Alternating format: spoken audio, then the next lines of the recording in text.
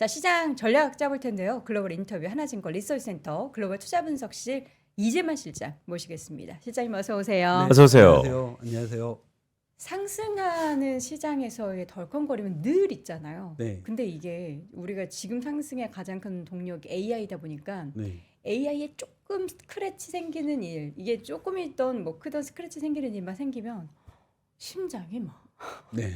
쿵쿵 내려앉고 막 이러는데 주말 사이 브로드컴 얘기 딱 듣고 네. 어떤 생각을 먼저 하셨을까요? 근데 이제 워낙에 기대치들이 굉장히 높은 건 사실입니다. 네. 그리고 모든 기업이 그렇게 엔비디아처럼 기대치를 딱 음. 상회하고 음. 밑에 해주기가 쉽지는 않은 것도 맞는 그쵸. 것 같습니다. 그래서 아마 너무 높은 기대치들에 대한 어느 정도 하향 조정 이런 것들이 좀 필요한 과정이라는 생각은 가지고는 있습니다. 아, 매출도 맞춰야 되고 EPS도 맞춰야 되고 마진도 맞춰야 되고 가이던스도 맞춰야 되고 이게 생각보다는 그렇게 쉽지는 않은 일인 것 그쵸. 같습니다. 그래서 어쨌거나 주가가 올라가고 그들이 주도주의 역할을 하는 동안 너무 눈높이가 높아진 것도 사실이라는 생각을 좀 하고 있어서 그거를 좀 낮추는 과정들 이런 것들이 좀 진행이 되는 시기라고 보시면 될 것 같습니다. 실장님 말씀을 쭉 들어보면 결국에는 다소 조정을 받을 수도 있다. 아니면 다소 시장과 현실 간의 괴리가 있을 수 있다. 지난주에 좀 조정을 받았잖아요. 네. 이유가 어떤 건가요? 그래서 우선 좀 여러 가지 생각을 할 수가 있는데 이게 미국이 투자 심리가 좀 안 좋아진 지가 상당히 오랜 시간 좀 진행이 되고 있습니다. 10월 달 정도부터 지금까지 미국 증시를 바라보는 투자 심리가 뭐 과열로 들어갔다 이런 얘기보다는 항상 중립 이하의 정도 수준을 유지했다라고 보시면 될 것 같아요. 근데 그 이유에 대해서는 굉장히 여러 가지 논란이 있을 수밖에 없겠죠. 금리를 인하할 거다, 인하하지 못할 거다라는 생각부터 AI들 기업들이 실적을 발표했는데 실적에 대한 부진 우려 이런 것들이 좀 장기적으로 지속될 수밖에 없지 않냐라는 우려를 갖고 있는 거죠. 그러니까 한번 부정적으로 보기 시작을 하게 되면 그 부정의 끝이 나오기 전까지는 계속 그 심리가 위축되고 부정적인 심리 이런 것들이 시장을 좀 지배하는 게 좀 지금의 상황인 것 같다는 생각을 갖고는 있습니다. 시장의 투자 심리가 위축되는 이 국면은 그럼 뭔가 하나의 계기가 또 새롭게 와야지 끝나게 될 텐데. 네. 아무래도 이제 실적이라는 부분에 대한 우려가 있었으니까 그쵸. 그거를 극복하기 위한 방법은 실적이라는 부분밖에는 좀 없는 것 같습니다. 좀 불가피하게 기업들의 좀 실적 발표 이런 것들을 좀 기다려야 되는 시간과 1월이 되게 되면 본격적으로 4분기 실적 발표에 대한 중요성보다는 내년 실적에 대한 중요성 이런 것들이 좀 부각이 되는 시점이니까 좀 기다림이라는 게 좀 필요한 시기가 되지 않았나라는 생각은 갖고 있습니다. 그러면은 향후의 시장을 바라봤을 때는 우리는 결국에는 지금 의심하고 있는 것들에 있어서 의심을 걷어줄 수 있는 숫자, 예. 그러니까 지금의 숫자도 중요하지만 향후에 대한 숫자를 보는 게 가장 큰 변수겠군요. 그게 가장 좋은 방법일 수밖에 없는 거죠. 왜냐하면 지금 가끔씩 미국 증시를 보면서 고민하는 게 뭘까? 뭐 실적에 대한 최근 AI 기업들에 대한 부진도 있겠습니다만 그림을 잠깐 보여드리게 되면 네. 여기 왼쪽에 막대 그래프를 보시게 되면 이게 S&P 500의 연간 상승 종목 수의 비율입니다. 대략적으로 500개 기업 중에서 몇 개 기업이 연간으로 주가가 상승을 했나라는 걸 보게 되는데 23년부터 25년 현대까지 미국은 연간 3년 연속 주가가 상승을 하게 되는데 보시게 되면 상승 종목 수 비율이 크게 늘어나지는 않습니다. 한 줄었어요. 60% 정도 때 그리고 올해는 좀 줄어들게 되죠. 네. 그럼 사람들이 여기서 생각하는 건 뭘까냐라는 부분을 좀 심리적으로 보게 되면 내가 갖고 있는 종목을 혹시 바꿔야 될까? 이게 잘 안 올라가고 정체돼 있는데 라는 생각을 할 수밖에 없는 것 같습니다. 근데 그래서 이제 오른쪽에 막대 그래프를 보시게 되면 이제 그래서 기업들의 실적을 바라보게 되죠. 얼마나 좋아질까 뭐 이런 것들을 생각을 하게 되는데 우선 미국 S&P 500의 M7이라고 불리우는 기업들의 이익 증가율이 떨어지는 건 불가피한 것 같습니다. 너무 증가율이 높았기 때문에 24년을 정점으로 해서 25년 그리고 내년 26년까지 이익 증가율이 하락을 하게 되죠. 올해가 33%였고 내년이 한 18% 정도 되니까 그러면 이제 M7 말고 다른 기업들을 좀 투자를 해봐야 되겠다라고 생각을 하는데 연한 회색의 막대 그래프를 보시면 M7을 뺀 나머지 기업들의 이익 증가율입니다. 올해가 25%인데 내년이 11%죠. 같이 낮아지기도 하고 여전히 M7보다 낮은 흔히 얘기하는 이익 증가율을 갖고 있다 보니까 선택지가 누가 될 거냐라는 게 굉장히 고민이 깊어질 수밖에 없는 것 같습니다. 네. 이거는 뭐 한국 증시도 다 마찬가지인 거죠. 왜냐하면 한국 증시에서 반도체가 좋다는 걸 모르지 않습니다. 근데 최근에 반도체 가격이 11월 중순 정도를 고점으로 해서 현재 조금 하락세를 보이고 있는 상황이기도 합니다. 근데 우리나라에서 반도체 흔히 얘기하는 삼성전자와 하이닉스의 이익 증가율이 내년 전망치가 88% 그리고 하이닉스가 57%입니다. 그러면 이거보다 높은 기업을 찾으면 되는데 높은 기업이 여기 보이시는 몇 개 기업이 또 없습니다. 그쵸. 그러니까 종목을 바꾸고 싶긴 한데 무엇으로 바꿔야 될 거냐라는 게 굉장히 고민스럽게 느껴질 수밖에 없는 시점이고 아마 이게 투자 심리를 억압하고 위축 국면 이런 것들을 좀 만드는 가장 좀 중요한 요인이 되는 것 같습니다. 종목을 바꾸고 싶어도 바꿀 종목이 많지 않다는 거. 아마 이게 좀 특징적이라는 부분이 될 거는 같습니다. 그러니까요. 대안이 없을 수 있다라는 말씀도 좀 드릴 수 있는 것 같은데 복귀해 보면 올해 9월 FOMC가 하반기에 또 다른 트리거였던 것 같습니다. 그때부터 상승세가 되게 가팔랐으니까요. 네. 근데 9월 FOMC의 직후 한 일주일 동안은 이게 그렇게 드라마틱한 이벤트였나를 참 모호했던 것 같아요. 이번 10월 FOMC 끝났잖아요. 네. 예상했던 것처럼 금리 인하하고 유동성이 증가하고 또 단기 금리를 낮추지 않습니까? 이게 지난 9월과 비슷한 이펙트를 낼 수 있을까요? 우선 항상 생각을 하는 건 연준의 정책이 그 당장의 효과를 크게 내지 못할 때 굉장히 실망스러워하죠. 그리고 이번에 FOMC 회의도 그림 보여드릴 필요는 없겠습니다만 그냥 그림 보시게 되면 우선 금리를 인하를 했습니다. 네. 그리고 내년 금리 인하에 대해서는 어느 정도 기대감을 좀 낮추기는 했었던 건 사실인 것 같습니다. 원래 내년 기준금리 인하에 대한 횟수 한 3번 정도 생각을 했었는데 연준이 제시한 점도표를 보게 되면 한 번 정도로 그 흔히 얘기하는 추가 금리 인하에 대한 기대는 낮아지게 됩니다. 근데 여기서 연준이 QT는 분명히 아니긴 합니다만 단기 국채를 매입을 하게 됩니다. 아마 이거는 단기 자금 시장에 대한 경색 이런 것들이 좀 생길 수 있는 가능성을 우려해서 방어하기 위한 정책 중에 하나가 되겠죠. 매월 월간의 규모가 일정 부분 찍혀 있는 건 아니긴 합니다만 그래도 이번 첫 달은 한 400억 달러부터 시작을 하게 됩니다.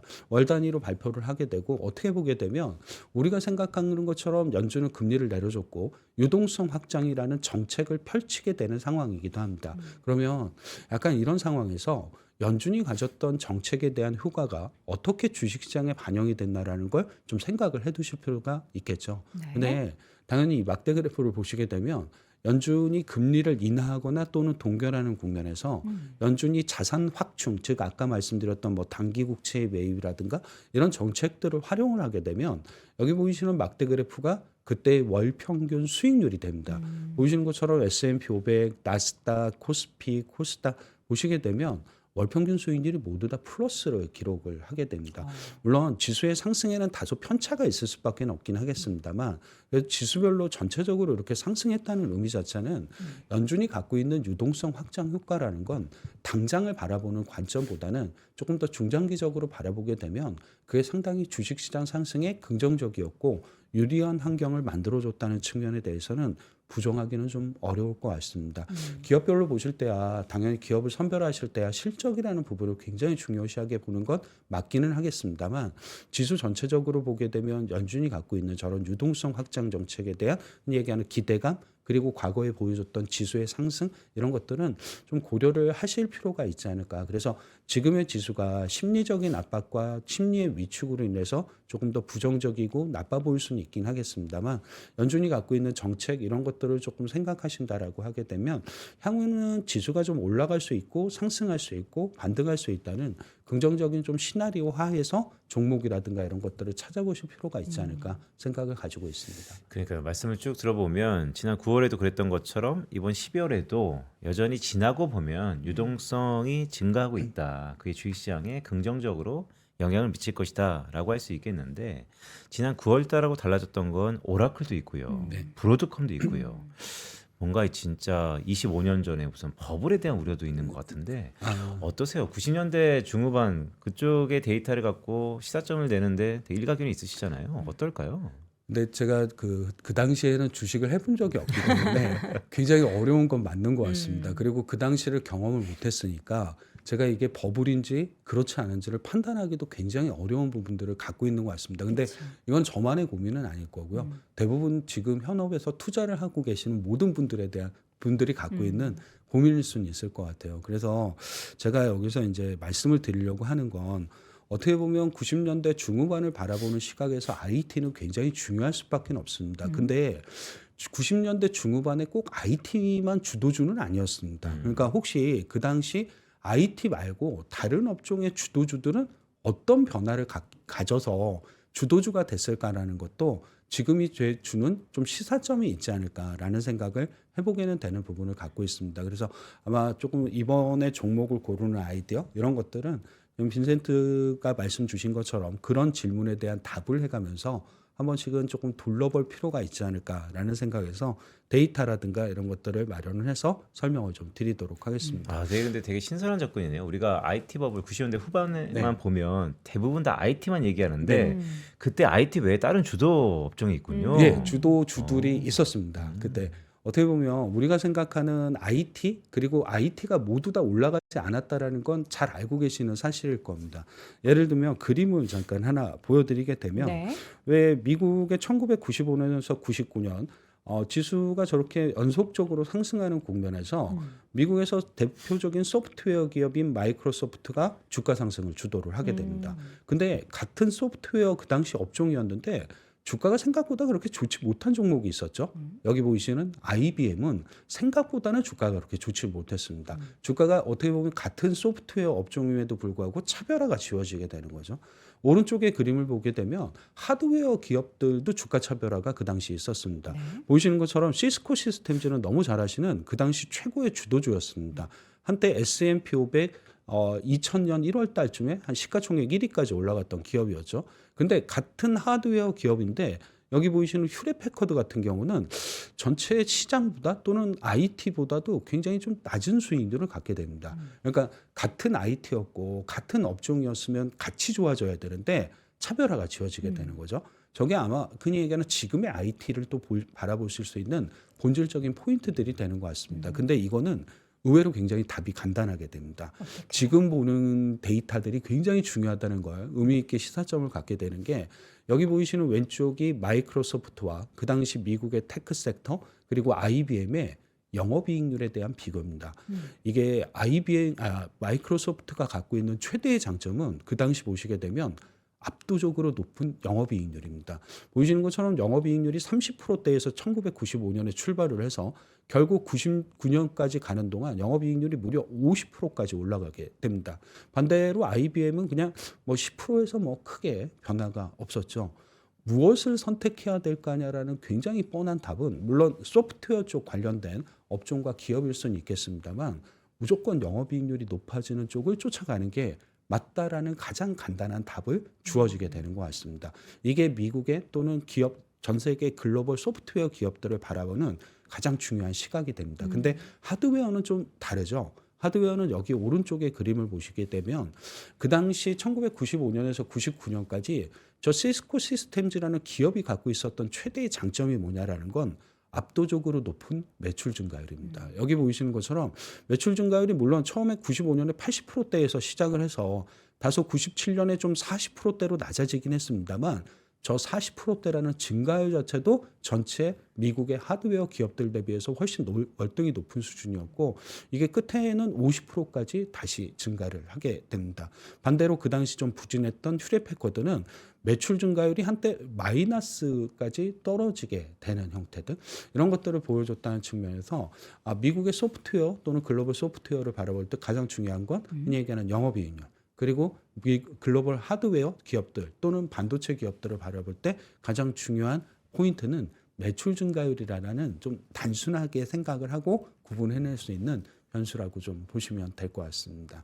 대신 이런 것들은 어떻게 보면 약간 IT 안에서 또는 주도주 안에서 내가 종목을 고르는 방법이고 아까 잠깐 말씀을 드렸을 때 저 1995년에서 99년까지 미국에서 IT 말고도 다른 주도주가 있었죠.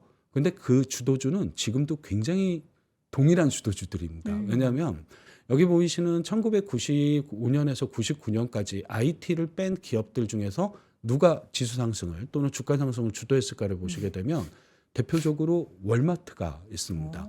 여기 보이시는 95년부터 99년까지 월마트가 갖고 있었던 누적 수익률은 대략 260% 정도 됩니다. 네. 바로 밑에 있는 기업이 G입니다. 그리고 이 두 기업은 여기 보이시는 S&P 500 대비해서 월등히 높은 수익률을 가져가게 됩니다. 근데 저 두 기업은 솔직히 IT랑은 별로 관련이 없는 그렇죠. 기업들이기도 합니다. 근데 왜 저 두 기업은 저 당시 저렇게 올라갈 수 있었을까, 주가가? 이게 어떻게 보면 다른 기업들을 바라보는 지금의 또 다른 시각이 될 수도 있다라는 생각을 해보시면 될 것 같고, 한번 그 기업, 저 두 기업이 갖고 있었던 그 당시 특징에 대해서 말씀을 드리게 되면, 월마트는 그 당시 도입을 했던 게 뭐였냐면 재고 관리 시스템을 도입을 합니다. 이거는 지금은 대부분 다 있는 시스템입니다. 네네. 근데 1990년대로 돌아가서 생각을 해보게 되면 재고 관리 시스템을 IT 쪽을 덮어서 효율적인 관리 시스템을 도입한다는 게 굉장히 흔히 얘기하는 약간 첨단 산업에 대한 결합 여부 이런 것들 때문에 신선하게 다가올 수밖에 없었던 거죠. 근데 네. 중요한 건 이게 효과를 내기 시작을 하게 됩니다. 여기 보이시는 것처럼 효율적 재고 관리라는 건 굉장히 단순하죠. 재고의 증가율보다 매출의 증가율이 높으면 이게 가장 효율적인 재고 관리가 된다라고 보실 수 있는 단순한 데이터가 됩니다. 여기 보이시는 월마트 같은 경우는 1997년에서 98년까지 보시게 되면 원래 이 기업은 재고 증가율이 매출 증가율보다 원래는 높았던 기업인데 바뀌게 됩니다. 효율적인 IT 시스템을 도입을 하면서 재고 관리 시스템으로 관리 체제를 넘어가게 됐다 보니까 97년에서 99년까지는 재고 증가율보다는 여기 보이시는 것처럼 매출 증가율이 높은 약간 효율성이 굉장히 높은 기업으로 변화를 하게 됐다는 특징을 갖게 되고, 그리고 오른쪽의 그림을 보시게 되면 그래서 최근에 약간 문제가 되고 있는 게 뭐냐면 너무 많은 기업들이 투자를 많이 하고 그걸로 인해서 돈을 벌어들이는 그 효과는 굉장히 작다는 생각을 많이 하게 되는 거죠. 대표적으로 그래서 오라클이라든가 이런 기업들의 주가가 최근에 그렇게 부진한 이유기도 한데, 오른쪽 막대 그래프 보시면 월마트는 진짜 딱 반대로 움직였던 케이스기도 했었습니다. 보시는 것처럼 들어간 투자 금액보다 오히려 영업 활동을 통해서 버는 금액 자체가 굉장히 더 커지게 되는 형태로 변했던, 그러니까 대표적으로 어떻게 보게 되면 IT라는 그 시스템을 잘 도입해서 굉장히 효율적으로 변했던 기업이다라는 생각. 아마 이런 것들이 그 당시 IT가 아니었음에도 불구하고 굉장히 주도주의 역할을 만드는 중요한 역할을 했던 변수들의 포인트다라는 생각을 해보실 수 있는 내용이 될 것 같습니다. 이게 월마트가 갖고 있었던 특징이었고요. 당시 1995년에서 2000년까지 GE가 갖고 있었던 특징. GE는 신성장 산업을 생각하시면 됩니다. 원래 GE가 일반적으로 생각할 땐 자본재 기업이죠. 뭐 전력 공급하고 이런 기업으로 사업재 자본재 기업인데, GE가 갖고 있었던 또 다른 강점은 캐피탈이라는 회사를 이제 흔히 얘기하는 업을 운용을 하게 됩니다. 흔히 얘기하는 항공기 리스라든가 이런 것들을 그 당시 하게 되고 금융산업에 뛰어들게 되는데, 여기 왼쪽에 선 차트를 잠깐 보시게 되면 원래 GE 전체 매출에서 그 캐피탈이라는 금융 부분이 차지하는 매출 비중은 1990년대 초반에는 한 30% 정도 대였는데 이게 여기 보이시는 99년 이렇게 통과를 하게 되면서 급상승을 하게 되죠. 그래서 캐피탈 부분이 거의 한 전체 매출에서 40% 이상을 차지하는 정도로 성장을 하게 됩니다. 이 당시 금융은 새로운 성장 산업이기도 했었습니다. 그렇기 때문에 흔히 얘기하는 전통 산업이 성장 산업을 붙이게 되면서 밸류에이션을 드라마틱하게 상승을 시키게 되죠. 여기 오른쪽의 그림의 진한 초록색 보시게 되면 이게 GE의 그 당시 PER입니다. 네. GE도 여기 보이시는 것처럼 원래 PER이 높았던 기업이 아니고요. 기본적으로 한 10배 정도 내외의 PER을 가졌던 기업인데, 이렇게 금융산업이라는 신성장 산업이 성장을 하게 되면서 보이시는 것처럼 PER이 25배까지 상승을 하게 됩니다. 그러니까 어떻게 보면 새로운 성장 동력으로 인해서 멀티플을 재평가받아서 굉장히 급속도로 상승을 했던 기업이다라고 보시면 될 것 같아요. 어떻게 보면 지금의 AI가 또 한 번 진화를 해서 발전하는 단계들이 대부분 다 생각하시는 게 뭐 자율주행이라든가 휴머노이드라든가 뭐 우주 이런 것들을 생각하시는 것처럼 그 당시 약간 비슷했던 관점으로 보신다라고 하면 왜 이 기업이 그 당시 주가가 리레이팅 됐을 수도 있는지를 생각해 보실 수 있는 포인트가 되는 것 같습니다. 결국 흔히 얘기하는 지금의 주도 업종이 아니다 하더라도 어떻게 보면 그 기업이 효율적으로 바뀔 수 있는 기업 또는 새로운 성장 산업을 장착할 수 있는 기업들은 상대적으로 꼭 주도 업종이 아니더라도 주식은 주도주가 될 수 있다는 생각, 이런 것들이 좀 필요한 시기가 있지 않을까. 그게 지금일 수도 있겠다라는 생각을 해보실 수 있는 내용은 될 것 같습니다. 그러니까 우리가 뭐 IT 지금 상황에서는 AI 관련한 종목들도 물론 포트 안에서 계속 들고 가고 싶겠지만 어느 정도 우리는 이제 분산 투자를 해야지 자산을 좀 방어를 할 수 있기 때문에 그런 면에 있어서 월마트나 GE사리를 보면서 네. 앞으로 좀 자산 매물을 이쪽으로도 이런 아이디어를 한번 생각해 보자. 그렇죠. 그러니까 기업들이 갖고 있는, 어떻게 보면 이런 과정에서도 효율적인 기업으로 바뀔 수 있는 과정을 경험할 수 있는 기업이 있을 테고, 어떤 기업은 새로운 성장 산업을 갖고 와서 결국 굉장히 자기가 갖고 있었던 낮은 밸류에이션의 평가를 재평가 받을 수 있는 기회라고도 좀 생각을 해보실 수 있는 내용이 될 것 같습니다.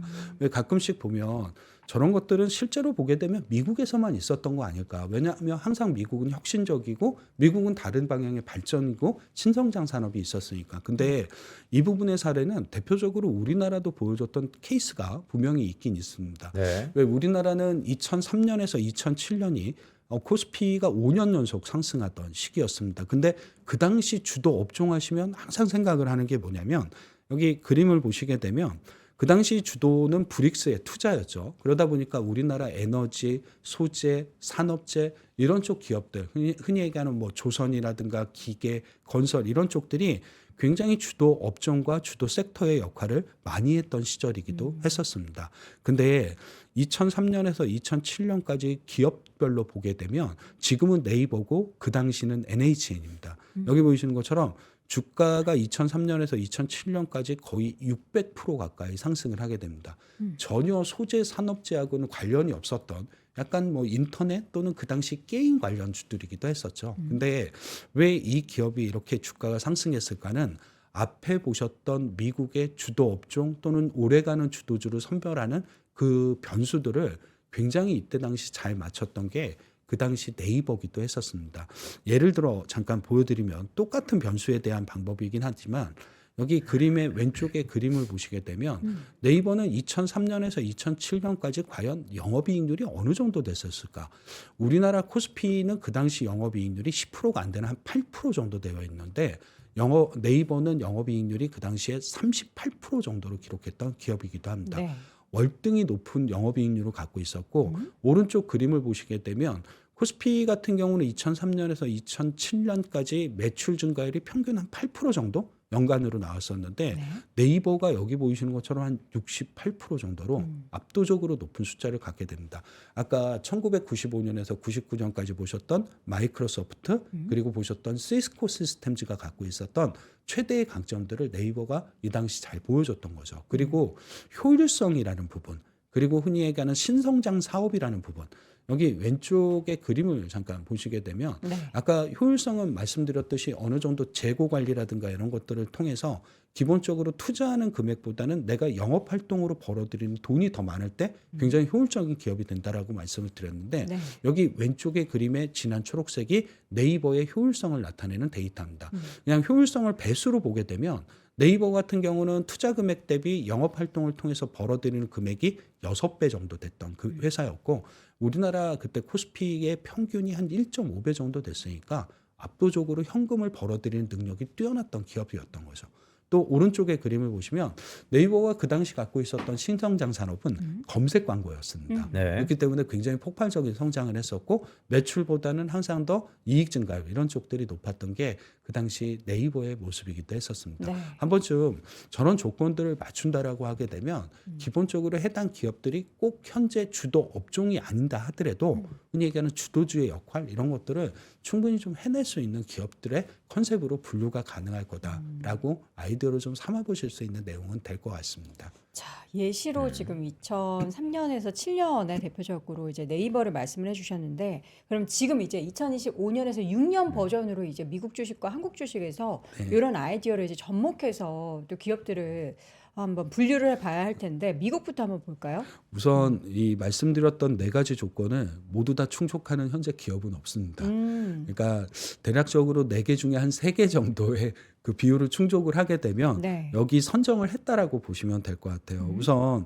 여기 14페이지에 보이시는 테이블에 있는 기업들입니다. 이게 네. 우선 S&P 500에서 갖고 있는 아까 말씀드렸던 주도주의 요건들을 충족하는 오래 갈 수 있는 주도주의 요건들을 충족할 수 있는 대표적인 기업들이기도 합니다. 우선 말씀드렸던 영업이익률은 무조건 상승해야 된다는 기준 조건이 하나 있고 네. 보시는 것처럼 아까 그 흔히 얘기하는 효율성 뭐 이런 것들을 보실 때 매출 증가율보단 순이익 증가율이 높아야 된다는 얘기를 분명히 흔히 얘기하는 신성장 산업 이런 것들을 통해서 얻어들일 수 있는 밸류의 리레이팅이라고 보면 중요하게 보실 수 있는 데이터가 될 것 같습니다. 또 하나는 흔히 얘기하는 투자 증가율보다는 영업 활동을 통해서 벌어들이는 돈이 더 많아야 되겠죠. 그렇죠. 그래서 투자 증가율보다는 여기 보이시는 것처럼 영업 활동을 통한 현금 흐름의 증가율이 높은 기업들 이런 기업들도 가장 중요한 또 다른 컨셉이 되게 됩니다. 그래서 그 남는 돈이 어느 정도 되느냐. 그래서 흔히 얘기하는 매출액 대비해서 잉여현금의 흐름의 비율이 어느 정도 높냐라는 걸 나타내는 데이터라고 보시면 될 것 같습니다. 우선 이렇게 하게 되면 미국에서 가장 첫 번째로 선정되는 기업은 미국의 마이크로소프트입니다. 보이시는 것처럼 모든 조건을 여기 보이시는 것처럼 다 충족을 하게 된다는 특징을 갖고 있는 게 미국의 마이크로소프트고요. 네. 두 번째가 테슬라입니다. 테슬라는 매출 같은 경우가 기저효과가 굉장히 강한 편이고 순이익 증가율도 기저효과가 강합니다. 그리고 테슬라가 갖고 있는 신성장 산업은 말씀 안 드려도 아시는 것처럼 로봇이라는 신성장 산업을 갖고 있습니다. 물론 스페이스 X 같은 경우는 테슬라하고는 좀 관계가 없기 때문에 실제로 보게 되면 좀 이런 쪽들을 보시면 될 것 같고 여기 보이시는 일라이 릴리, 미국의 AMD, 미국의 GE 그리고 미국의 마이크론 테크놀로지, 인투이티브 서지컬이라든가 GE 보노바, 서비스나우, 암페놀, 텍사스 인스트루먼트와 같은 기업들이 대표적으로 미국에서 아까 보셨던 오래가는 주도주의 요건들을 충족하는 대표 기업들이라고 보시면 될 것 같습니다. 근데 표의 제목에 보니까 네. 오래 살아남는가. 네. 이것은 올해 상승세가 좋았기 때문에 내년에도 이런 상승세를 유지할 수 있다는 컨셉인가요? 아니면 내년도 많이 소멸될 것 같은데 네. 그 중에서 서바이벌 생존할 수 있는 그런 게 어떤 쪽에 좀 더 무게가 있으세요? 아까 S&P 500을 보시게 되면 상승 종목 수가 그렇게 크게 늘어나지 않는 모습들을 보여드렸습니다. 내년에도 이게 흔히 얘기하는 상승 종목 수가 지금보다 대폭 늘어날 거냐라는 거에 대한 고민에 대한 제가 갖고 있는 생각은 종목 수가 늘어나기는 어렵다라고 보여지게 됩니다. 제한적이다. 조금 더 협소하게 줄어들 가능성이 있다. 어떻게 보면 지수가 못 올라간다는 뜻은 아닐 수 있습니다. 대형주들이 올라가면 지수는 올라갈 수 있겠습니다만 종목 수는 그 과정에서도 계속 줄어들 수밖에 없는. 왜냐하면 이익 증가율이 높아지는 종목 수의 비율이 많아지지 않고 있기 때문에 한 번쯤은 종목 선별을 굉장히 중요하게 생각을 해야 된다는 생각. 그래서 오래 살아남을 수 있다는 의미는 내년에 지수가 올라가든 떨어지든 어떻게든 종목 중에서는 조금 더 수익률을 플러스를 낼 수 있는 종목들 이런 쪽들을 바라보시고 찾아보시는 게 조금 더 맞을 거라는 생각에서 갖고 왔었던 아이디어이기도 합니다. 저는 요즘에 네. 그 M7 종목 중에서 덜 오른 종목이 과연 앞으로 무언가 쇄신을 하여 달라질 것인가라는 관점에서 최근에 이제 몇 달 사이에는 구글이 그 주인공이었고 내년에는 마이크로소프트와 애플이 뭔가 그래도 달라진 모습 보이지 않을까? 특히 최근에 마이크로소프트가 되게 조용하잖아요. 제 생각에는 이 마이크로소프트가 갖고 있는 건 조용함의 강자입니다. 조용함의 예, 강자? 항상 네. 보시는 것처럼 마이크로소프트는 기본적으로 영업이익률이 잘 떨어지는 기업은 아닙니다. 근데 아까 보셨던 가장 중요한 부분은 마진입니다. 네. 결과적으로. 어쨌거나 성장 산업에 모르는 부분들이 대부분 없기 때문에 매출 성장은 모두 다 기대를 하시죠. 근데 그만큼 매출의 성장을 통해서 얼마나 수익성을 갖고 오느냐가 굉장히 중요한 포인트가 됩니다. 네. 저 마이크로소프트가 갖고 있는 45에서 46% 정도의 영업이익률은 월등히 높은 수준이기도 합니다. 그쵸. 물론 엔비디아보다는 낮겠죠. 그러나 엔비디아는 흔히 얘기하는 하드웨어 산업이기 때문에 상당히 등락이 있을 수밖에 없다는 생각을 갖고 있고 오히려 소프트웨어 쪽들이 B2C 쪽이기 때문에 조금 더 안정적인 영업이익률을 가져올 수 있다라는 생각은 마이크로소프트가 갖고 있는 최대의 장점이라고 보시면 될 것 같습니다. 네. 아직 PER이 그렇게 높지도 않기 때문에 실제적으로 M7 기업들 중에서는 괜찮게 내년에도 보실 수 있는 대표 기업이 될 거라는 생각은 가지고 있습니다. 조용함의 강자라는 마이크로소프트 말씀 주셨는데 한국은 어떻습니까? 한국은 이런 관점에서 보게 되면 안 빠지는 두 개의 기업은 올라가게 됩니다. 당연히 이제 삼성전자하고 SK하이닉스. 예, SK 하이닉스는 여기에 들어가게 됩니다. 근데 꼭 IT 말고도 다른 기업들도 분명히 있습니다. 특히 여기 보이시는 제약바이오 쪽들, 우리나라 그 헬스케어, 바이오 이런 쪽들도 여기에 들어가게 되죠. 많이 예, 들어가네요. 삼성바이오로직스라든가 알테오젠이라든가 여기 보이시는 SK 바이오팜이라든가 이런 기업들도 여기에 좀 선정이 되게 됩니다. 네. 가끔씩 내년에 물론 IT가 좋고 테크가 좋다는 건 누구나 다 아시는 사실이긴 하지만 그거에 덧붙여서 다른 쪽들도 올라갈 수 있다라면 그게 누구냐라는 컨셉들도 중요할 텐데 네. 우리나라는 여기에 이제 약간 보이시는 것처럼 제약 바이오라든가 이런 쪽들도 조금 편입 가능성이 좀 높지 않겠냐라는 생각도 해보실 수 있는 내용이 좀 될 것 같습니다. 네. 그 외에도 뭐 하나 에어로스페이스라든가 현대 모비스라든가 삼성 전기 이런 기업들도 여기에 좀 포함이 되게 됩니다. 약간 IT에 발을 걸치고도 있습니다만 새로운 성장 산업의 얘기하는 추론을 통해서 약간 밸류에이션이라든가 이런 것들을 리레이팅 시킬 수 있는 쪽들도 한국이 갖고 있죠. 특히 한국은 로봇 쪽을 대부분 생각하실 때 이게 자동차 또는 자동차 부품 이런 쪽들이 워낙에 강자군들이 많이 있기 때문에 네. 아마 그런 쪽에서도 조금 새로운 주식들 이런 것들을 좀 바라보실 수 있는 관점과 아이디어 이런 것들이 좀 필요한 시점이 아닐까라는 생각도 가지고 있습니다. 주식표를 보니까 우리가 SK하이닉스의 이 재무제표상에서의 매출이라든지 순위 증가율, 캐펙스 투자 이런 것들의 견고함은 늘상 익숙했는데 오늘 알테오젠을 갖고 오셨는데 네. 거의 알테오젠. SK하이닉스만큼이나 네. 내년도 재무제표상의 탄탄해요. 기대감이 높은 순이익 증가율로 보게 되면 물론 이제 추정치긴 합니다만 이익 증가율이 300%가 넘는 기업이에요. 예. 지난주니까 구설수에 있었던 것만 이슈가 찾으면 많긴 그렇죠. 하죠. 네. 만약에 이익 증가율이 물론 저대로 100% 나온다라는 신뢰 이런 것들도 좀 필요하긴 하겠습니다. 반만 나와도 대단한 예. 거 아닌가요? 저 이익 증가율 자체만 나와도 정말 대단한 것 같고 말씀 주신 것처럼 반만 나와도 정말 이익 증가율로 보게 되면 타의 추종을 좋아하게 됩니다. 그리고 아직은 좀 다 확정된 건 아닙니다만 코스피 이전 상장 이런 그렇죠. 것들도 갖고 있는 좀 이슈가 있어서 아마 이전 상장을 하게 되면 현재 시가총액 기준으로 보게 되면 거의 시가총액 코스피 안에서도 탑 50위 안에는 다 들어갈 수 있는 기업이기도 합니다. 약간 어떻게 보면 좀 수급상의 개선 이슈 이런 것들도 좀 갖고 있는 기업이니까 관심 있게 좀 보실 필요도 좀 있지 않을까 생각은 갖고 그러니까요. 있습니다. 지금 한 25조 원 정도 되죠. 네. 희진 근데 우리나라 그러니까 미국 주식은 그나마 좀 덜 오른 기업들이 몇 개 눈에 띄는데 우리나라 종목들 이렇게 딱 보면은 대부분 다 올해 좀 많이 올랐던 종목들이 많아요. 그럼 네. 여기에서 우리가 선택을 할 때는 덜 오른 종목을 선택해야 되나요? 아니면은 그 말씀해 주셨던 네 가지 그 수치 중에서 좀 우위에 있는 기업들을 투자의 대상으로 선정을 해야 되나요? 많이 오른 주식이 다음 연도에 못 올랐다는 데이터도 없고 기본적으로 작년에 덜 올랐던 주식이 다음 연도에 무조건 많이 오른다 이런 것들도 네. 잘 없는 것 같습니다. 그냥 어떻게 보면 주가는 결과를 의미한다라고 생각하시면 될 것 같고 네. 저런 변수는 주식을 선별하는 그냥 변수들이고 그런 것들을 통해서 내가 어떤 것들을 가져가야 될지를 생각해 보실 필요가 있으실 것 같습니다. 올해 주식시장의 현재까지의 주가는 현재까지의 기대를 담고 있는 거지 그게 꼭 내년과 내후년의 모든 주가를 결정한다라고 생각하지는 않습니다. 자, 미국은 사실 뭐 12월 FOMC에서 연준이 얘기하는 거 보면 이제 AI 효과도 미국의 경제 전망에 반영되기 시작했으니까 사실 미국이야 뭐 늘상 부침이 있겠지만 우리가 우상향한다는 것에 크게 믿어 의심치 않는 것 같아요. 근데 실장님 오늘 우리 장 되게 중요한 것 같습니다. 네. 왜냐하면 금요일 날 아까부터 계속 걱정이거든요.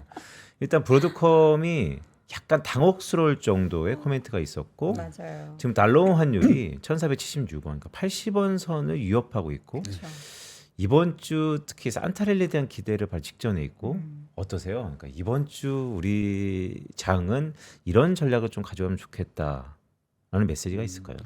우선 솔직히 브로드컴이 줬던 충격은 한국 시장에 당연히 반영이 될 수밖에 없습니다. 그렇죠. 시가총액 1, 2위가 모두 다 반도체 기업인데 저걸 피해간다는 생각은 하지 않습니다. 근데 다만 어떻게 보게 되면 여기가 그런 AI의 정말로 모든 것들이 다 끝나는 시점이고 그래서 정말 안 될 거라고 생각하는 시점이라기보다는 하나의 과정이라고 좀 생각을 하신다라고 하고 아까 보여드렸던 그 연준의 유동성 확장의 힘 이런 것들도 좀 생각을 하시면 연준의 유동성 확장의 힘이라 하면 저 결과는 달러의 또 다른 약세를 의미한다라고 생각을 하실 수도 있는 부분이 될 것 같아요. 그래서 제 생각에 원달러 환율이 그 항상 고민하죠. 1,500원을 넘어갈 것이냐에 대한 고민. 저는 1,500원을 넘어가지 않을 거다라는 생각을 갖고 있기 때문에 기본적으로 원달러 환율의 약간 고점 이런 것들도 원화 약세의 고점 이런 것들도 여기라는 생각을 좀 갖고 있습니다. 오늘 지수가 또는 종목들이 굉장히 많이 흔들릴 거라고 저도 생각합니다. 근데 조금 이럴 때 여태까지 내가 사지 못했던 게 어떤 걸까? 한국 주식에서 약간 그런 것들을 좀 바라보는 계기가 좀 되셨으면 좋지 않겠나. 그래서 오히려 물론 뭐 저점 매수다 이런 것들을 강력하고 확신 있게 말씀드릴 수는 없겠습니다만 한 번쯤은 좀 매수 타이밍으로 좀 활용해 보시면 어떨까라는 생각은 가지고 있습니다. 이미 많이 정말 꽉 채워서 주식 갖고 계신 분들은요? 기다리시면 됩니다. 왜냐하면 지금 꽉 채워서 주식을 갖고 계시는 분들의 대부분 특징이 다 IT 쪽에 맞아요. 많이 좀 몰려 있으시겠죠. 네. 물론 다른 쪽들도 있으시겠지만 근데 그 IT가 꺾이게 되고 끝나게 되면 지수도 더 이상 올라갈 일이 없고 끝나게 됩니다. 내가 갖고 있는 게 항상 주도주라는 생각을 좀 하시면서 그쵸. 갖고 계시는 게 중요하지 않을까라고 보여지게 됩니다. 네. 여주사. 저는 뭐 감을 잡았는데 여전히 뭐 증시가 흔들리면 피는 꽃이니까요. 지금 시점이 어떻게 보면 악재가 많이 반영된 것 같지만 지나고 보면 또 다른 기회일 수도 있다. 산타랠리에 대한 기대감은 있으세요? 근데 지금 기대감에 찬물을 확 끼얹어 버려가지고 이게 워낙에 산타 랠리를 하기 전에 연간 랠리를 하고 왔던 지수라서 그렇죠. 네. 산타 랠리가 따로 있기가 좀 어려울 수도 아니, 꼭 이런 상황이 아니다 하더라도 없어도 좀 예, 뭐라고 할 수 좀 없다. 없었던 것 같습니다. 그 기대감 자체가 네. 다시 한번 내년에 대한 이제 승부수 이런 것들을 띄우실 때는 결과적으로 아까 보여드렸던 뭐 이런 실적에 대한 변수라든가 뭐 유동성 확장에 대한 여부라든가 이런 것들이 조금 더 뒷받침이 되고 밑거름이 될 때 다시 올라갈 수 있다는 생각을 갖고 있지 산타랠리에 대한 생각은 그렇게 많지는 않습니다. 네. 지금 시장에서 이제 미국에서 가장 이슈가 됐었던 이유 중에 하나는 이제 오픈 AI가 네. 돈이 이제 없잖아요. 솔직히 돈이 네. 없어가지고 엔비디아도 돈 이렇게 투자하고 이러는데 그래서 각각 연결된 뭐 특히 오라클 같은 기업도 그렇고 이들이 오픈 AI의 영향을 받아서 내년도에 있어서의 실적에 좀 불확실성이 있는 상황이잖아요. 그럼 만약에 이게 실제적으로 정말 내년에도 계속 뭐 내년 1월에 어닝 발표할 때도 계속 네. 이거 우려 있습니다 하면은 심리적으로 이제 유동성이 아무리 있다라고 해도 이게 확 랠리를 펼칠 정도의 상승을 우리가 기대하기는 좀 제한이 있지 않을까 싶은데. 아무래도 좀 쉽지는 않을 겁니다. 왜냐하면 그 자리를 대체할 만한 이제 주식들 또는 네. 종목들 이런 것들이 보여야 될 필요는 있는데 예를 들면 미국에서 그 자리를 대체할 만한 주식들이 누가 있을까? 그러니까 엔비디아를 대체할 만한 뭐 이런 것들이 브로드컴을 대체할 만한. 근데 미국은 대부분 다 그 자리를 아마 소프트웨어 기업들이 차지를 하게 될 것 같습니다. 그러니까 그냥 얘기하는 소프트웨어 기업들은 그거를 통해서 돈을 못 번다 이런 의미는 별로 없는 것 같습니다. 어느 정도 안정적인 수익 창출 현금 흐름의 창출들을 갖고 있기 때문에 아마 아까 말씀하셨던 알파벳 여기 보여드렸던 마이크로소프트 이런 기업들이 그 자리를 차지하게 될 것 같다는 생각을 갖고 있고 그리고 의외로 테슬라가 굉장히 좋아 보일 수도 있겠다. 왜냐하면 기저효과가 너무 강력하기 때문에 네. 저 기저효과가 조금만 발현이 돼도 이익 증가 이런 것들이 원래 주가는 턴어라운드를 굉장히 좋아하기도 하거든요. 그래서 한 번쯤 이런 자리를 테슬라가 대신할 수도 있겠구나라는 생각은 해보실 수 있는 내용은 되지 않을까 보여지게 됩니다. 그러니까요. 그런 자리. 우리 스페이스X의 IPO가 언제였죠? 내년 하반기? 네, 내년에 예정돼 있죠. 네. 8천억 달러. 네. 그 내용 관련해서 저희가 또 김승호 회장님하고 이야기 나눴었잖아요. 주말에. 네. 기대감이 있긴 한데 이게 대체해서 시장에 올라가는 거는 좋긴 한데 우리 지금 시장 참여자분들이 그 대체하는 주식도 물론 이제 많이들 투자하고 계시지만 지금 이쪽 물에서 그럼요. 열심히 수영을 하고 있는데 물이 빠져버리면 안 되거든요. 결국에는 우리가 기다리면서 내년도에 실적 발표와 가이던스를 나올 때까지 그냥 인내하는 수밖에는 없네요. 그렇죠. 이게 엔비디아에 대한 대항마도 마땅치는 않은 건 그렇죠. 사실이긴 합니다. 물론 이제 알파벳이라든가 마이크로소프트가 어느 정도 해줄 거라는 생각은 갖고는 있습니다만 엔비디아가 주가가 빠졌을 때 그 상징성은 조금 다르다라고 보시면 될 그쵸. 것 같아요. 시가총액 1등이 그 자리를 내놓고 내려와야 되는 자리이기 때문에 네. 약간 이런 것들이 좀 계속적인 흔들림, 변동성, 아까 말씀드렸던 심리의 위축 이런 것들을 만들어내는 중요한 변수가 될 수도 있다는 생각을 가지고 있습니다. 참고 견뎌보면 결과는 나올 텐데 여전히 의심하십니까?